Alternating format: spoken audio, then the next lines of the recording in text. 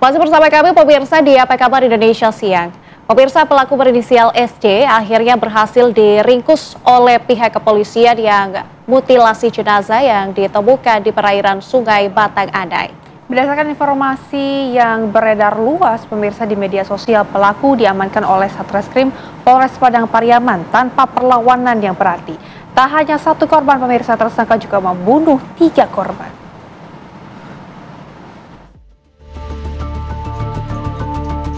Pelaku mutilasi jenazah yang ditemukan di perairan Sungai Batang Anai akhirnya berhasil diringkus oleh pihak kepolisian. Pelaku diamankan oleh Satreskrim Polres Padang Pariaman tanpa perlawanan berarti. Kapolres Padang Pariaman AKBP Ahmad Faisal Amir langsung terjun dalam melakukan penangkapan tersangka di rumahnya.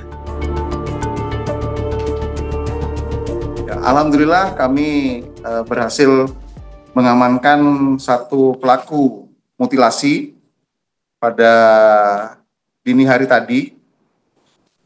Pelaku melakukan perbuatan ini didasari sakit hati karena korban meminjam uang pada saat waktu penagihan tidak bisa mengembalikan sesuai dengan janjinya. Baru pelaku melakukan aksinya setelah melakukan penagihan tersebut. Pelaku ini berhasil kami amankan atas dugaan pembunuhan mutilasi. Setelah kita amankan, baru kami kembangkan, juga kami mendapatkan bukti bahwasanya ada tindak pidana sekitar 1,5 tahun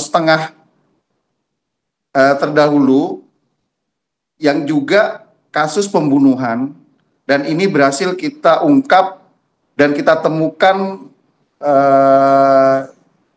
korbannya, dan pelakunya masih 1 orang yang saat ini yang kita amankan ini, Mbak.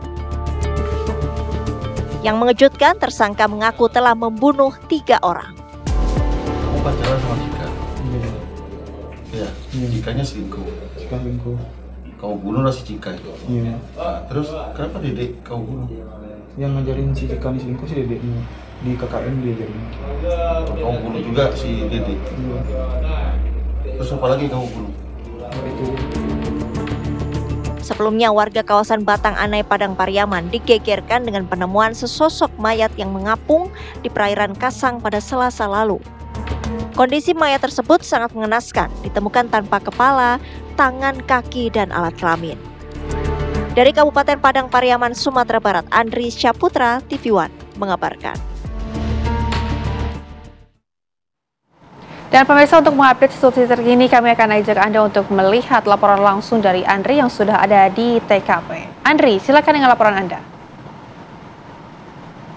Ya, baik Rehana dan Nadilah, dapat saya laporkan untuk perkembangan kasus mutilasi yang terjadi di Nagari Batang Anai, Kabupaten Padang Pariaman. Bahwasanya pihak kepolisian hingga saat ini sudah melakukan beberapa penemuan barang bukti baru, yaitu ada 2 potongan tubuh baru yang ditemukan berupa potongan tubuh bagian paha korban. Jadi untuk saat ini pihak kepolisian sudah mengumpulkan 6 bagian potongan tubuh korban yang telah ditemukan. Polisi masih mencari 4 bagian lagi yang diduga dibuang pelaku masih di seputaran Sungai Batang Anai, tempat penemuan pertama tubuh korban gitu.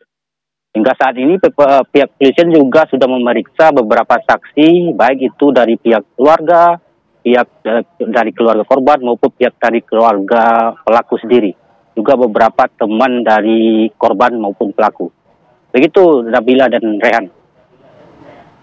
Baik Andri, terima kasih untuk laporan Anda langsung dari sana. Selamat bertugas kembali. Dan pemirsa, saat ini di studio Apa Kabar Indonesia Siang, kami juga telah menghadirkan narasumber kami untuk mendalami kasus ini bersama dengan Ibu Hanifah Hasna. Selamat siang Ibu. Selamat siang Mbak. Terima kasih sudah bergabung sama kami ya Bu. Oke Ibu, melihat kasus ini gimana nih tanggapan Ibu? Sedih ya pastinya ya, karena dalam bulan ini sudah ada beberapa kali gitu ya, apalagi 3 hari yang lalu juga ada kasus yang sama dengan tingkat kesadisan yang luar biasa.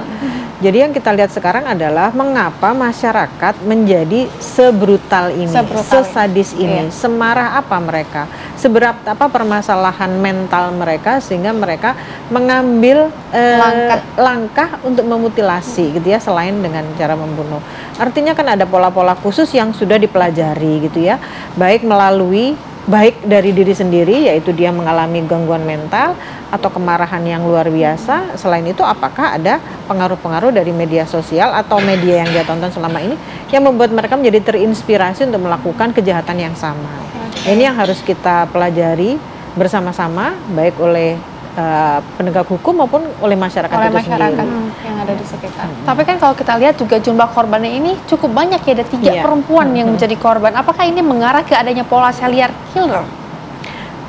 Kalau dalam waktu tertentu sampai ada sekian, berarti kan ini karir kriminal gitu ya. Jadi sesuatu yang sudah dipersiapkan dengan pola yang sama, bisa jadi ini adalah serial killer yang seperti Mbak sampaikan tadi itu. Karena profil dari korbannya adalah orang-orang yang dia kenal gitu ya, bukan orang terdekat. Iya, betul, orang terdekat. Artinya kan ada kondisi-kondisi tertentu terkait dengan kondisi kejiwaan atau psikologis yang ada kedekatan sebelumnya, ada masalah sebelumnya. Jadi bukan random gitu. Nah, ini kan mengindikasikan bahwa si pelaku ini melakukan dalam kondisi yang sangat-sangat sadar gitu, karena sebelumnya memang sudah ada permasalahan yang mendasari atau mendahului. Biasanya kalau kasus-kasus seperti ini motifnya apa sih, Bu? Kalau motif itu kan hanya 2 ya, 3 sih sebetulnya ya. Yang pertama instrumental, yang kedua material, yang ketiga karena mungkin gangguan mental gitu ya, kalau tidak ada di keduanya. Kalau instrumental itu segala sesuatu yang berhubungan dengan kondisi psikologis, marah, cemburu, benci, dendam dan lain-lain. Emosi yang berlebihan ya. Iya, betul sekali. Yang kedua karena material, karena hutang piutang seperti gitu masalah ini ya, kasus betul ini sekali. Terus perebutan kedudukan gitu ya. Nah, yang terakhir adalah tidak ada di keduanya, tetapi dia memang punya gangguan mental tersendiri. Nah, kalau dia punya gangguan mental tersendiri, maksudnya kan begini, kan orang punya gangguan mental itu kan nggak ujuk-ujuk, nggak tiba-tiba dia ada gangguan mental kan.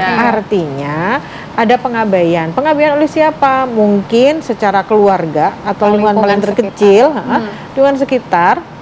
Dan mungkin di struktur pemerintahan di tempat dia tinggal itu memang sudah mengabaikan. Padahal orang-orang seperti ini kita harus udah ada awareness kan, bahwa ketika ada seseorang di lingkungan kita yang mengalami gangguan mental, itu sekarang sudah sangat-sangat udah biasa gitu loh, harus mencari teman untuk curhat atau melakukan konseling untuk menyembuhkan ini biar tidak terjadi kejahatan yang lebih berat lagi. Tapi mungkin kamu juga ingin tahu nih ciri-ciri dari pelaku ini ketika akan mungkin terindikasi adanya akan melakukan tindak-tindak kriminal seperti itu bagaimana, tapi jangan dulu dijawab Ibu Hanifah, karena pemirsa Apa Kabar Indonesia yang akan kembali lagi menemani Anda sesaat lagi. Saja tetap bersama kami.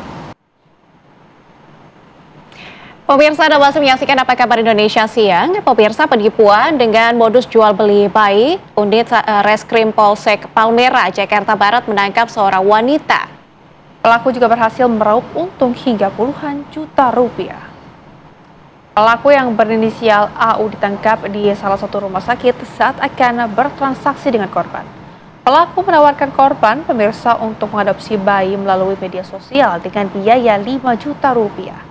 Pelaku sudah melakukan penipuan adopsi bayi fiktif tersebut ke 5 korban lainnya dengan keuntungan mencapai puluhan juta rupiah.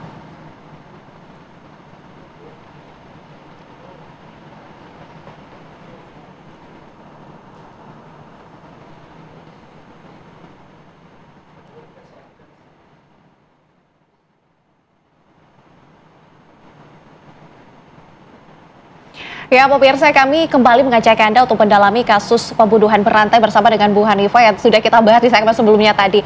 Bu Hanifah, melihat adanya kasus-kasus pembunuhan ataupun mutilasi seperti ini kan sebenarnya bisa jadi trigger juga ya bagi masyarakat sekitar yang sering menonton, bahkan kita yang sering membahas kasus seperti ini juga jadi kepikiran terus. Ini gimana nih tanggapannya? Ya, benar sekali. Jadi masyarakat ketika sudah terbiasa melihat kejadian-kejadian seperti ini dianggap sebagai tontonan, bukan tragedi kemanusiaan.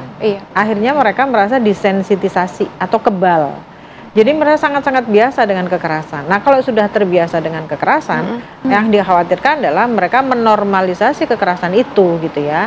Nah, kita lihat lagi sebetulnya efeknya seperti apa, sejauh mana masyarakat itu mengalami gangguan mental atau permasalahan berat sehingga ini menjadi tempat untuk alasan untuk melakukan copycat. Copycat itu meniru kejahatan, gitu ya. Nah, kan ya kita tahu ya, masing-masing orang itu kan pasti punya gangguan jiwa sendiri-sendiri gitu ya. Nah, apakah ada seseorang yang memang sebetulnya berpotensi untuk melakukan kejahatan itu ditambah dengan adanya konflik-konflik tertentu yang tidak terselesaikan. Nah, kondisi-kondisi seperti ini yang membuat masyarakat menjadi terinfluence gitu ya. Selain itu, mereka menjadi ketakutan gitu, seperti tadi yang Mbak sampaikan. Jadi takut kalau melakukan kesalahan nanti jangan-jangan orang ini jahat gitu ya, orang ini nekat gitu. Ya. Lalu yang menjadi kasihan lagi gitu ya, dampaknya lagi adalah si korban ini dan keluarga korban ini biasanya over exposure. Sehingga mereka menjadi korban kedua, yaitu mereka distigmatisasi gitu ya. Padahal hanya satu orang dari anggota keluarga mereka yang menjadi pelaku, tapi mereka menjadi keluarga yang sudah di frame semuanya baik. Ditambah lagi dengan orang-orang sekitar gitu ya. Nah, ini yang membuat exposure media itu sangat berpengaruh terhadap kondisi masyarakat kita pada saat ini. Betul, tapi kalau dilihat ya dari kasus ini, seberapa sulit sebenarnya pihak kepolisian untuk mengungkap, terutama kan informasinya korban ini ditemukan di lokasi yang cukup berbeda-beda nih Bu. Oke, sebetulnya kalau zaman sekarang itu kan sudah sangat-sangat mudah ya untuk menemukan seseorang ya, apalagi masyarakat atau kita sebagai bagian baik dari masyarakat itu kan tentunya punya keluarga yang dia bisa kehilangan, melaporkan kehilangan gitu ya, mencari pun juga sangat-sangat mudah. Kalau beda dengan zaman dahulu kan gitu. Nah, ini sebetulnya kehilangan orang itu menjadi kondisi yang sangat-sangat mudah untuk ditemukan gitu ya. Ditambah lagi kalau masyarakatnya juga aware gitu. Kan ketika ada bagian-bagian tubuh yang dibuang di suatu tempat, pasti kan ada aroma yang keluar gitu ya. Nah, ketika aroma keluar itu kan bisa dibedakan antara aroma binatang dengan aroma manusia. Dan ini yang bisa membuat kepolisian menjadi lebih mudah. Hanya saja yang lebih susah itu sebetulnya menentukan apakah ini pelaku itu karena pelaku dalam kondisi sadar melakukan karena kesadaran penuh atau dia mengalami gangguan jiwa. Nah, ini yang mungkin menjadi proses yang panjang.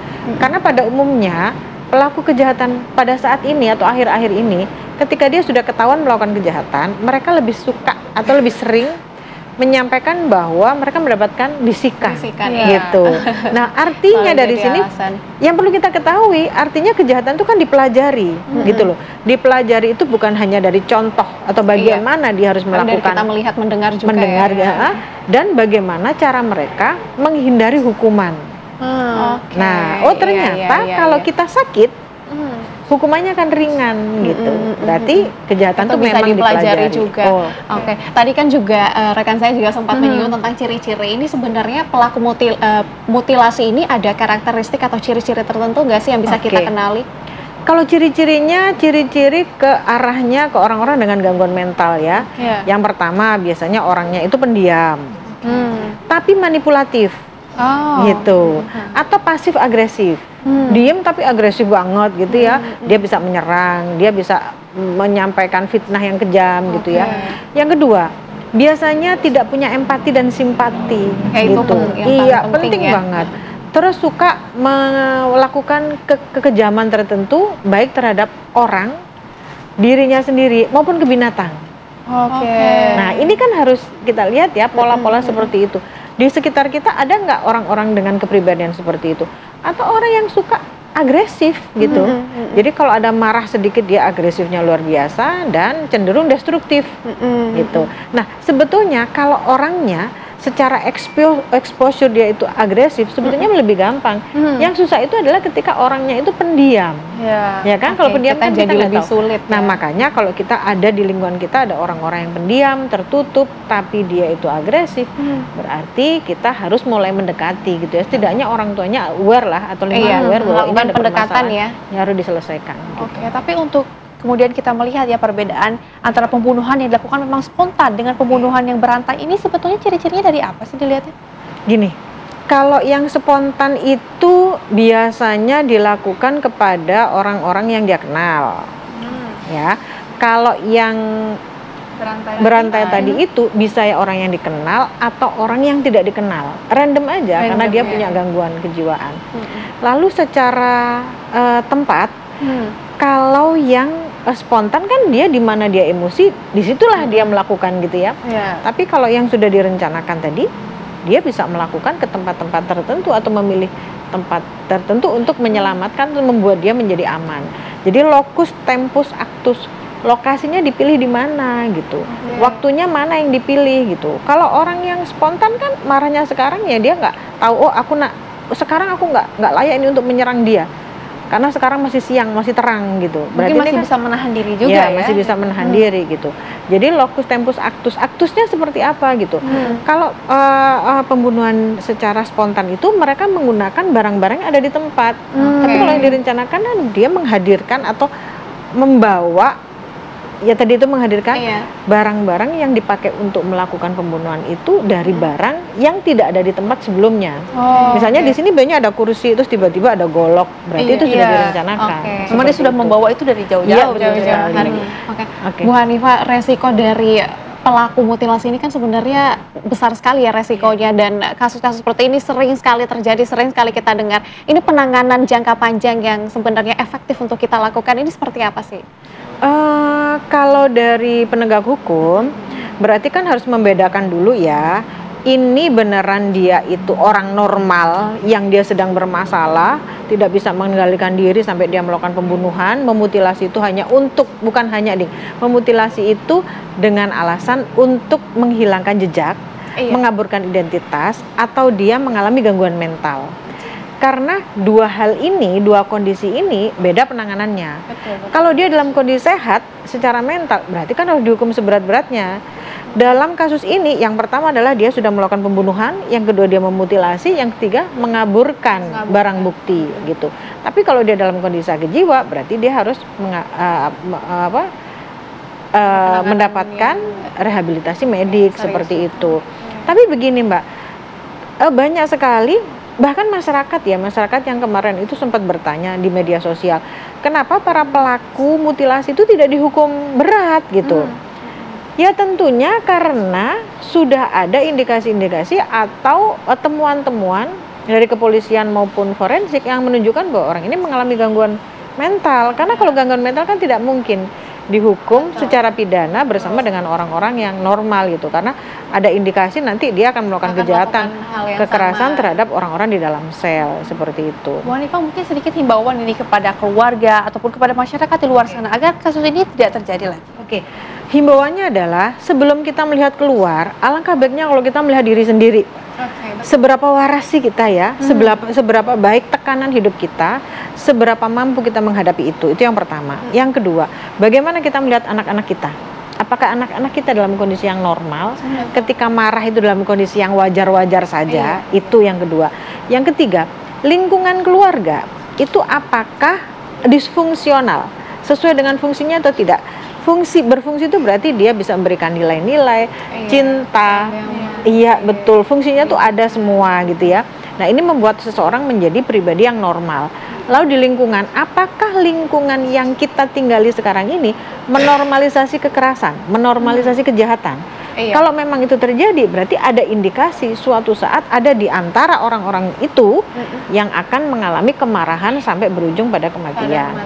Gitu. Jadi sebetulnya sangat-sangat bisa dikendalikan gitu. Nah, ketika kita menghadapi atau mengetahui ada orang yang dengan indikasi tertentu, ya kita harus melaporkan ke RT RW untuk memberikan penyembuhan gitu ya, memberikan terapi kepada orang itu. Pihak yang bisa bertanggung jawab ya. Betul sekali gitu. Jadi tidak dipasung atau diomongin gitu ya, atau dijauhi gitu sendiri gitu ya. Karena dengan dijauhi mereka pasti ada konflik tertentu yang bisa berakhir dengan pembunuhan lagi.